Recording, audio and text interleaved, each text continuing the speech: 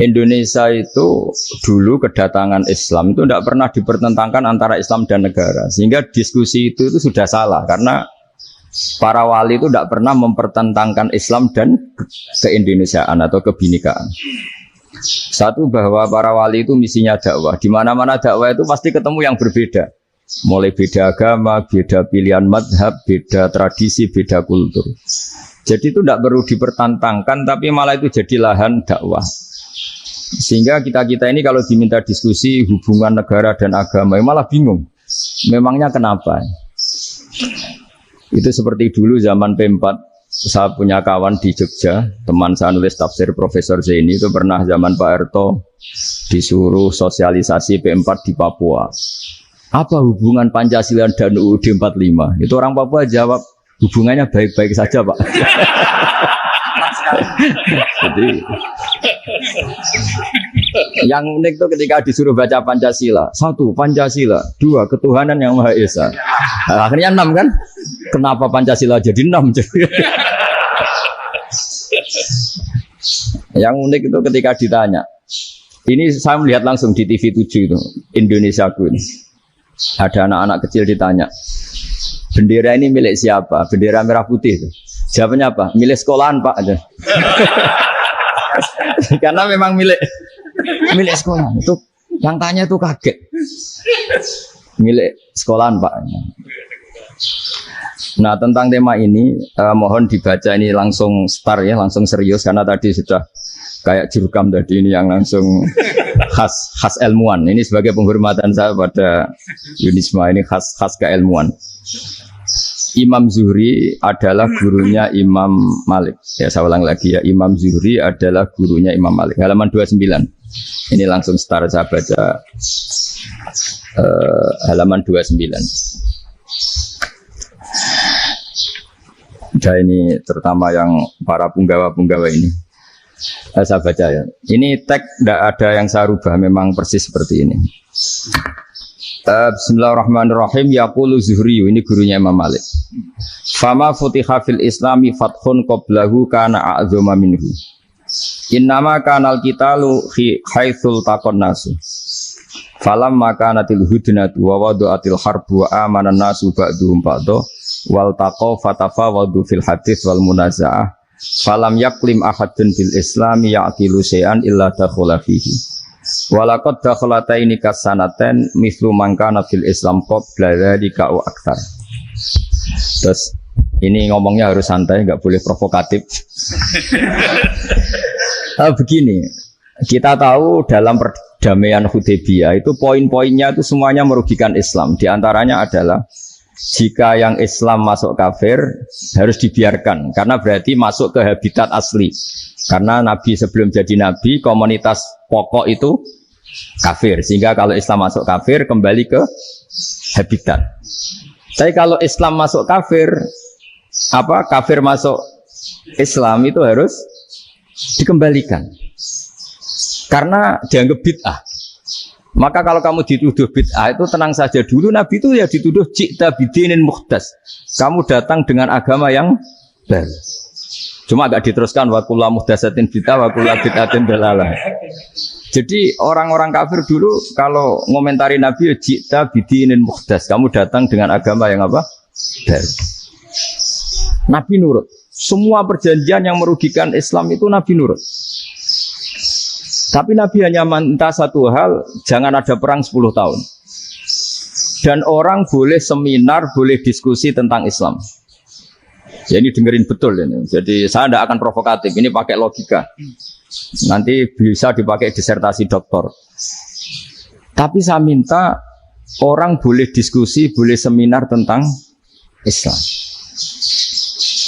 Akhirnya saat itu juga ada orang yang masuk Islam. Di depan tulisan itu belum kering istilahnya. Datang ke situ namanya Abu Jandal bin Suhail bin Amr. Itu datang ke Nabi, ya Rasulullah saya ini mau masuk Islam. Kata orang-orang kafir, ini pertama Muhammad, kamu komitmen enggak sama perjanjian? Kalau kamu komitmen harus kamu kembalikan. Nabi bilang, ya Abu Jandal kamu kembali ke mereka, ke habitat mereka, yaitu menjadi kafir. Di komunitas kafir maksudnya. Akhirnya nangis. Sayyidina Umar itu dekati Abu Jandal, kemudian memberi isyarat supaya ngambil pedangnya. Jadi isyaratnya wong ini baca ora wis. Maksudnya orang-orang kafir. Tapi Abu Jandal nggak mau. Singkat cerita akhirnya kembali ke komunitas kafir.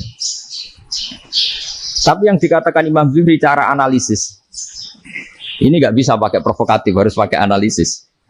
Innama kanal qitalu haitsul taqon nasu. Yang namanya perang itu menjadikan orang tidak berpikir jernih. Ini poin yang diambil oleh Rasulullah. Kalau dibahasakan Nabi curi kesempatan, maksud Nabi dikatakan mencuri, meskipun itu hanya bahasa ya. Enggak mungkin lah kita bahasakan seperti itu. Saya ulang lagi ya. Kenapa ada perang berkesinambungan? Sampai tahun ke-8 Hijriah, mulai tahun kedua ada perang Badar, sampai tahun 8 Hijriah itu perang terus. Nabi sama orang kafir perang terus. Akibatnya apa Pak Profesor? Namanya perang itu ya nggak kau bermikir. Pokoknya agar ketemu Islam perang, Islam ketemu kafir perang, nggak kau bermikir. Padahal Islam itu bisa diterima oleh akal sehat, harus lewat diskusi, lewat pengamatan, lewat pemikiran, lewat pengendapan berpikir. Makanya Nabi tahu ini masalah besar. Kalau orang perang terus, itu gak kober mikir Islam, gak sempat diskusi tentang Islam. Makanya Nabi hanya minta satu poin. Oke, perjanjian ini satu rutin semua, tapi saya minta orang kafir semuanya boleh mendiskusikan Islam, boleh seminar tentang Islam. Mereka bilang iya, karena pikiran mereka kan diskusi paling biye. Ternyata betul, ada diskusi. Terus temanya gini, kira-kira bener di Muhammad Abu Jahal. Terus Tuhan Muhammad sama Tuhan Abu Jahal itu keren mana? Diskusi. Tuhan Muhammad itu khaliqus samawati wal ardi, yang menciptakan langit bumi. Sebagaimana kampanyenya Muhammad. Ya mereka masih jangkar bilang Muhammad. Kalau Tuhan kita, ya berhala itu yang kita bikin, yang kadang rusak, yang kadang kudanan, terus lumutan, pokoknya terus diskusi. Kita kok bener pengirannya Muhammad. Terus Muhammad Abu Jahal. Mulai dhisik Muhammad tuh atau bodoh nih. Mulai dulu Muhammad tuh gak pernah bohong. Abu Jahal, waduh, wis bodoh nih ngongkonan. Wis ribet kan? Dan semua diskusi itu mengarah ke kebenaran Islam. Akhirnya ngomong kafir sing tokoh-tokoh yo cara Jawa yo. Wah, semane jebule masalah ini kan.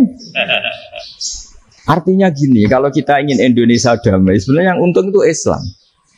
Karena Tuhan yang menciptakan langit dan bumi tentu gak akan diperbandingkan atau akan dikalahkan oleh Tuhan yang lahirnya saja sudah di bumi. Misalnya kita menjual Tuhan Allah, siapa itu yang menciptakan langit bumi, yang ada sebelum langit bumi, bandingkan dengan Tuhan yang lahirnya di bumi, ada tanggal lahirnya, ada aktenya, kan sudah ribet kan. Begitu juga kalau memperbandingkan tokoh, Muhammad itu siapa? Tokoh yang bisa menyatukan pan-Arabik, tokoh yang begini-begini, yang sayang istri, sayang keluarga. Dibandingkan dengan tokoh Abu Jahal, Abu Lahab yang corong jauh penggaweannya yang rugiin orang lain. Akhirnya orang itu mulai tertarik sama Islam.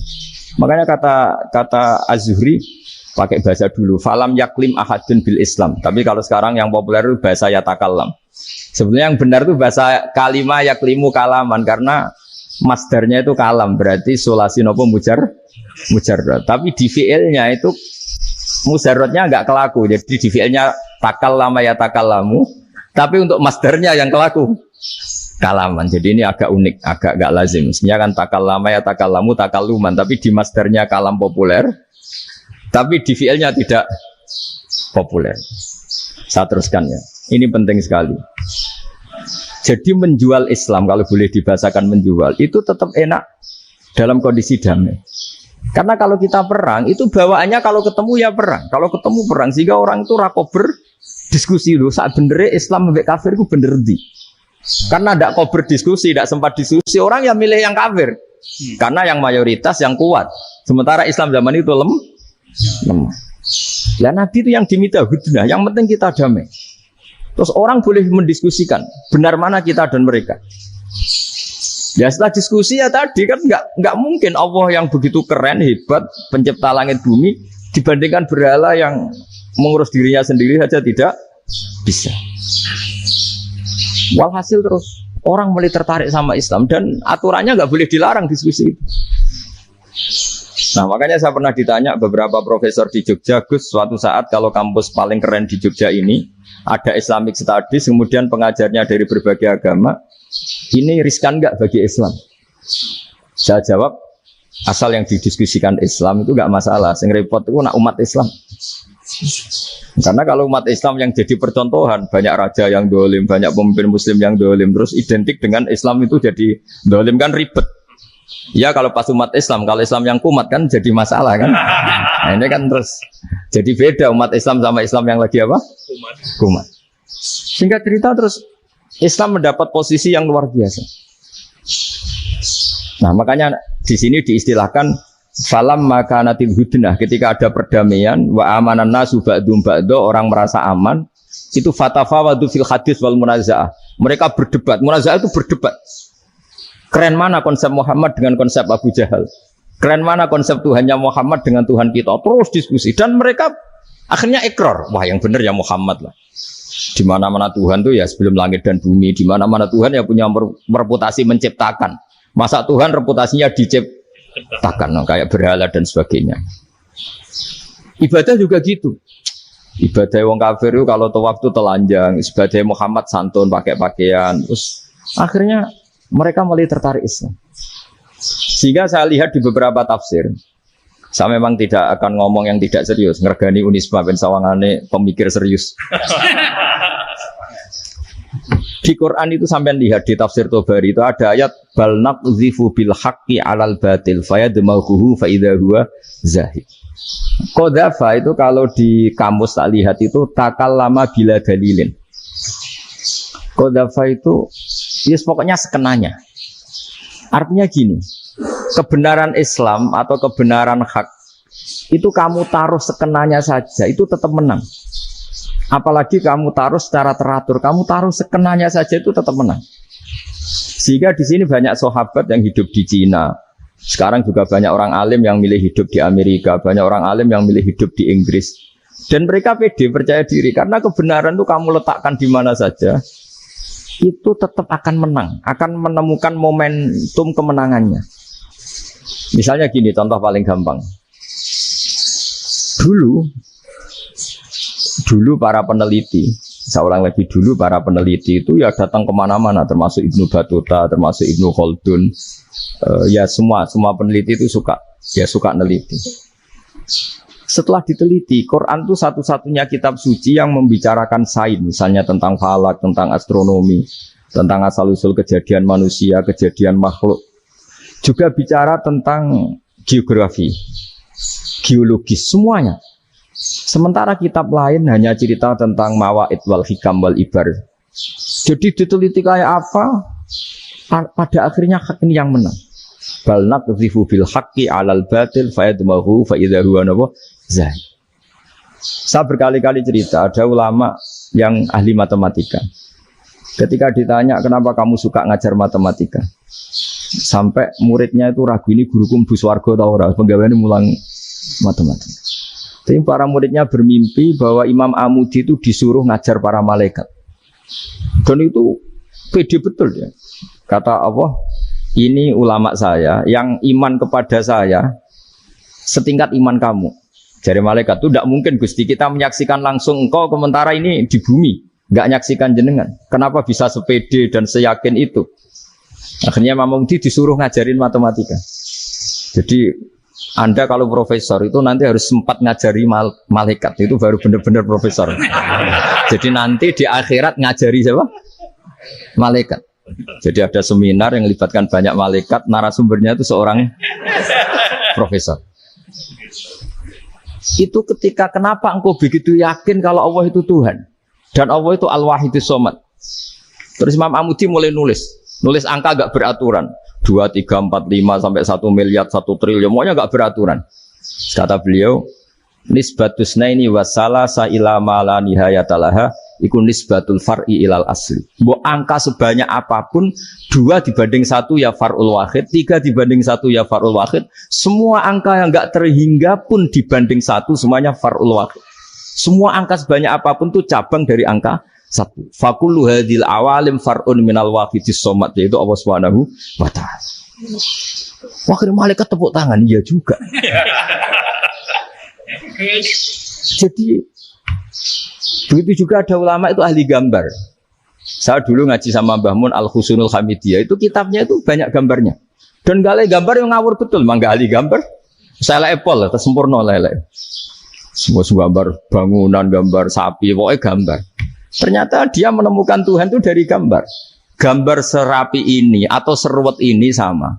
Gambar rapi sama ruwet itu sama kalau dalam pandangan tauhid. Dimulai minan nuqtah al-wahidah. Kowe cek gambar sing rapi sing indah, cek gambarmu elek, dimulai dari satu titik. Dan titik ini nuqtatil wujud, yaitu Allah Subhanahu wa ta'ala. Jadi nak cara ahli tauhid gak penting gambarnya api, menang lomba atau ora penting. Butuhe hadis surah ini gambar baik yang rapi maupun ndak adalah min nuqtah dari satu titik. Nah, alam raya sebanyak ini mbok gambar mbok ora, cek mulai Mars sampai Jupiter kabeh semua bentuknya yang banyak ini semuanya min nuqtatil wujud, yaitu dari titik wujud. Ini kok Allah Subhanahu wa ta'ala. Di sini hebatnya ulama-ulama, mbok dia pengajar matematika, mbok pengajar gambar, semuanya dipakai perangkat untuk tauhid. Nah, itu kan juga bagian dari Islam damai, Islam yang sangat tidak perlu perang untuk orang dipaksa Islam. Enggak perlu provokatif kayak tadi pidatonya rektor jenengan tadi. Jadi ciri utama ilmuwan itu kalau ngomong datar tapi logikanya enggak terbantahkan, itu ciri khas ilmuwan. Kalau ciri khas politikus kalau ngomong itu keras. Provokatif lah kira-kira gitu. Tapi isinya biasa. Nah, saya berharap nanti semua profesor doktor itu datar tapi isinya kualitasnya bagus ini. Mentes. Jadi makanya terus kata ulama, kenapa diistilahkan balnat zifu bil haqqi? Kenapa pakai qadzafa sementara qadzafa maknane takallama bila dalil? Maksudnya bila dalil di sini itu min ghairi ikhtiyajin ila dalilin. Kebenaran itu memang enggak butuh dalil. Apa kita perlu dalilnya apa? Buktinya apa? Kalau 3 itu cabang dari 1. Wong gendeng yang tak kok gitu pas orang gendeng. Wong 3 cabang dari 1 kok ditanyakan buktinya apa? Itu min awalil bidah. Pertama orang pasti tahu kalau 3 itu far'ul wahid. 1 juta juga far'ul wahid. 1 miliar juga far'ul. Gambar yang sebanyak apapun ya dimulai dari 1 titik, cek gambar benar maupun yang tidak. Akhirnya apa? Ulama dulu itu sebegitu rileks nerangkan tauhid. Lalu kenapa asma ini yang ya ini kan khas NU ya, khas pesantren. Sebenarnya saya keberatan pakai istilah khas NU, pakai khas pesantren karena NU itu anaknya pesantren, jangan dibalik pesantren anaknya NU karena sebelum ada NU itu ada pesantren. Tapi kayaknya Unisma lebih suka pakai bahasa NU.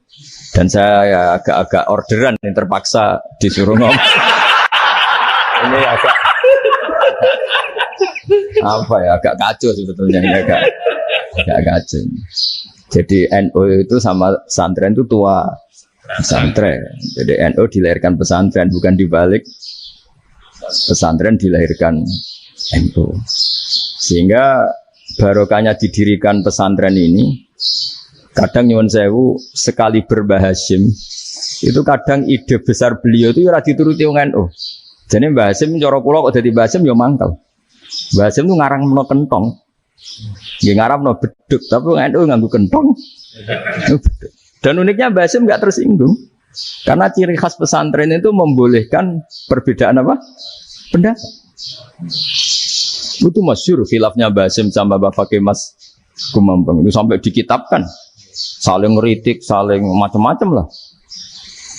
Jadi cara berpikir Mbah Hasyim ketika Nabi rembukan, ini gimana ya cara menentukan waktu sholat ya?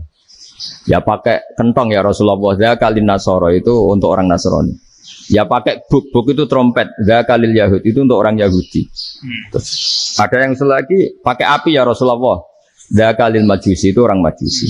Setelah itu ada orang datang lari-lari cerita mimpi azan tadi.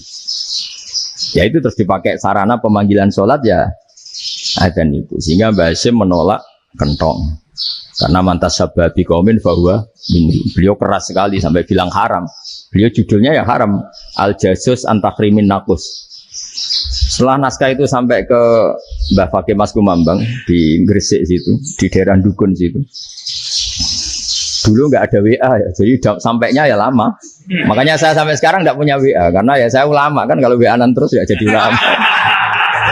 Nggak jadi ulama main WA-an terus itu. Nah itu termasuk rektor nggak kau bermikir itu mesti kebanyakan WA. Karena kan otaknya didikte oleh sesuatu yang masuk. Sesuatu yang dilihat itu kan pasti mendikte kita. Beda kalau yang enggak WA-an kan mikir apa kita yang menentukan. Kalau WA-an kan kita ditentukan. Mau mikir anaknya butuh apa gara-gara WA informasi Jakarta mikir Jakarta. Ada cara kewajiban ngapain kamu orang Malang mikir Jakarta. Gara-gara WA mikir Jakarta belum selesai ada berita di Sulawesi, mikir Sulawesi. Habis itu mikir NTT. Makanya semua orang sekarang merasa tokoh nasional gara-gara informasi yang masuk itu nasional. Jadi Mas Yo RT yang mikir gimana Gus Indonesia. Ada RT sampai lupa kalau dia itu RT.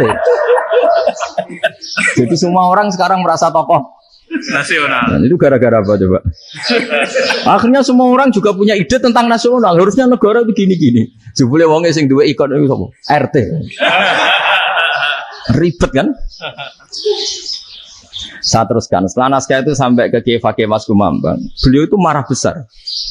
Ini harus dilawan dan saya bukan karena benci Mbah Hasim. Beliau teman saya ketika ngaji Kiai Mahfud di Mekah. Jadi Mbah Fakih dan Kiai Hasim itu teman ketika ngaji di Mekah. Terus cara ngelawan tuh lucu. Lucu. Gak ilmiah tapi gak ilmiah wong alim tetap ilmiah. Di mana-mana serupa itu tidak sama. Ya kalau mungkin zaman Nabi di Madinah itu zaman itu kentong itu identik dengan milik Nasrani. Di Indonesia beda. Pos kampling ya kentong, kebakaran ya kentong, wae sarapan orang di LP ya pakai kentong.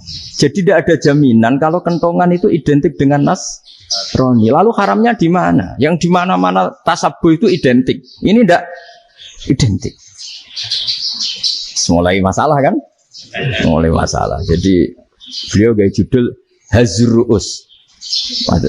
Hazruus itu kepala bergeleng-geleng. Sekarangan kok ngene. Jadi sekarangan kok provokatif gitu. Nah, dan itu Mbah Hasim ya hormat Mbah Fakih hormat Mbah Hasim. Saya sendiri secara pribadi itu lebih suka pendapat Mbah Hasim sebetulnya. Karena bagi saya sholat itu sakral. Ya sudahlah kalau sakral ya dipanggil dengan sesuatu yang sakral yaitu kalimat thayyibah azan. Tapi saya tidak akan bilang kalau kentongan itu haram. Karena kalau haram alasannya mirip orang Nasrani. Sementara pos kampling ya pakai kentong, ada banjir ya kentong, ada kebakaran ya kentong. Jadi tidak identik untuk misa atau untuk sholat ala Nasrani. Tapi itu dulu ya rileks saja. Dua beliau itu ya saling menghormati, padahal saling kritik. Dan dulu ulama yang beda madhab itu ya saling menghormati. Imam Syafi'i itu kalau sholat di kawasan Masjid Abi Hanifah ya tidak kunut. Ketika ditanya kenapa kamu tidak kunut, sementara engkau berpendapat kunut itu sunat. Ikroman di hadal madhab. Saya sangat menghormati madhab. Imam Ahmad bin Hanbal itu berpendapat kalau orang pakai bekam, pakai iftisot atau hijamah itu batal sholatnya. Sementara Imam Syafi'i mengatakan tidak batal apa sholatnya atau wudunya tidak batal. Tapi Imam Ahmad itu ditanya, apa kamu makmum Syafi'i? Bagaimana mungkin saya tidak makmum sama wali kutub seperti Imam Syafi'i? Padahal menurut keyakinan Imam Ahmad ini sholatnya batal. Ini habis iftijam udah wudu. Tapi tetap saja beliau karena perbedaan pendapat di furu itu lazim. Ya orang boleh berdebat. Ketika Unisma datangkan saya, itu saking senengnya kiai, saking sombongnya sampai ngatur kiai, kan nggak pernah bisa diperdebatkan. Itu kan orang boleh debat kan? Itu saking angkuhnya apa saking senengnya kan nggak jelas kan? Kan dan orang boleh setuju pendapat saya, yaitu ngatur kiai itu haram. Setuju juga Pak Rektor, ekspresi mahabbah itu ya macam-macam. Dulu sahabat ya gitu, sahabat itu ada yang nggak kenal wajahnya Nabi sama sekali sampai akhir hayatnya. Ketika ditanya, lo kamu itu sahabat kok nggak tahu wajahnya Nabi? Saya tidak pernah berani memandang Nabi karena ijlalan Nabi, terlalu menghormati saya sehingga tidak berani memandang wajahnya. Ada sahabat yang penggawaannya dulu wajah Nabi sampai bisa nyifati Alfiu faminunil hajib sampai bisa nyifati detail karena Delok wajah Nabi ku ibadah. Ada seorang wali ditanya, kalau kamu di surga ingin enggak melihat Allah? Enggak. Loh, tapi semua orang ingin melihat Allah. Unazzihu dzalikal jamal an-nadhari misli. Ben gak elek-elek Allah tak delok terima aku. Wong ra jelas. Berarti kok delok pengen. Banyak. Jadi justru tapi karena saking takzimnya. Ndaklah mosok sak aku kok. Makanya saya berkali-kali cerita. Menurut kesepakatan ulama, soft awal itu paling baik. Tapi banyak juga wali yang kalau sholat itu di belakang. Kayak paling bener yang gue ngarep gitu. Lu bayangkan misalnya kamu semangat di soft awal di Masjid Haram, jebule sholatnya salah. Dari malaikat gayane gue ngarep, jebule ra roh. Ini kan di sini-sini wong. Jebule bodoh gitu. Gayane gue ngarep jebule. Coba orang kalau sowan Mbah Mun yang berani di depan itu kan ya ketuanya atau jubirnya kan. Yang merasa ndak pati pinter-pinter kan mesti di pojokan. Artinya sudut pandang seperti itu ya sah saja, apa? Sah saja. Makanya banyak sahabat yang jarang sowan Nabi, alasannya takut ganggu Nabi. Banyak yang sering sowan Nabi, alasannya seneng Nabi. Yang sowan ya seneng Nabi, yang enggak sowan alasannya seneng. Loh, Nabi itu tokoh, punya keluarga, punya anak. Kalau saya sering sowan berarti sering ganggu. Yang sering sowan dia alasan ini khazanah kita harus istifadah.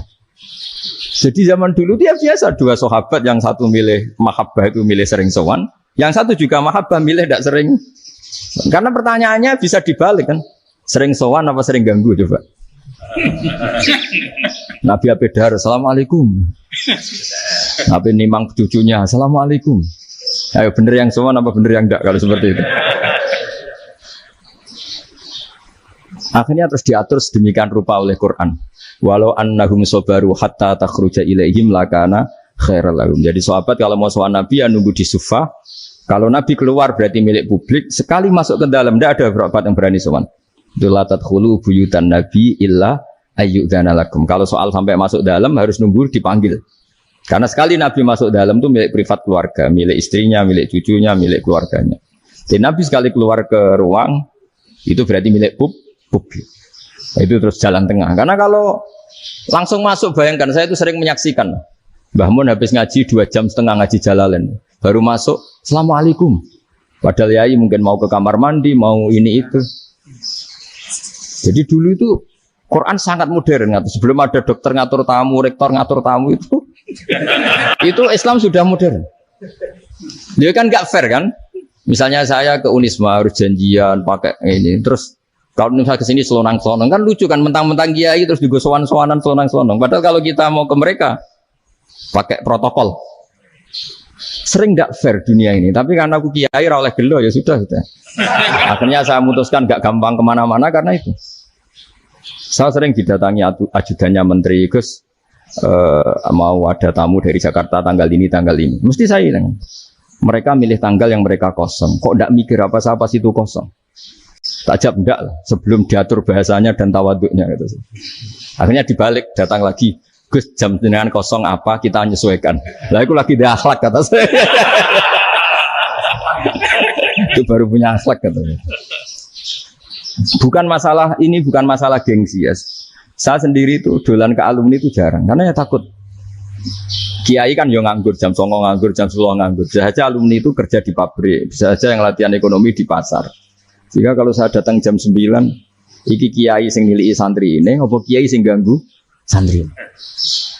Nah karena orang ini mau melakukan rutin gak kok berpikir, pokoknya ngono jenenge silaturahim. Mau nyerah kok berpikir, padahal kalau diangen-angen ini kiai yang nilai santri ini, apa kiai yang ganggu santri ini karena datang di jam kerja. Nah, bayangkan kalau kebenaran dulu itu dikawal oleh satu peradaban perang. Jadi Nabi sesuai diangen-angen Nabi. Perang Badar menang Nabi, perang Uhud menang wong kafir, perang ini gonta-ganti. Apapun itu yang penting satu kesimpulannya, cara Rasulullah kesimpulannya satu. Orang tidak kober mikir kebenaran secara mengendapkan pikiran dengan pikiran jernih. Maka hebatnya Nabi ketika perjanjian, pokoknya saya minta nggak ada perang. Dan orang boleh mendiskusikan Islam. Itu luar biasa idenya Nabi. Karena bawaan perang itu orang kan nggak kober mikir. Ibarat seorang misalnya senang satu perempuan, ketemu rivalnya langsung perang kan gak mikir. Tapi kalau kau bermikir, jangan-jangan cawe wedok iku ora seneng aku. Untungnya apa untuk wong ayu ora seneng, malah mau loro hati. Terus sudahlah, buruan dialihkan kemana kan gitu. Itu nak mau amen WA nan tukaran lewat SMS atau tarung langsung ora kau bermikir. Tapi kalau kau bermikir, akhirnya berpikir nih. Perempuan tadi sebenarnya yang disenangi siapa? Oke, ternyata senang Pak Erik. Sudah kita ngalah.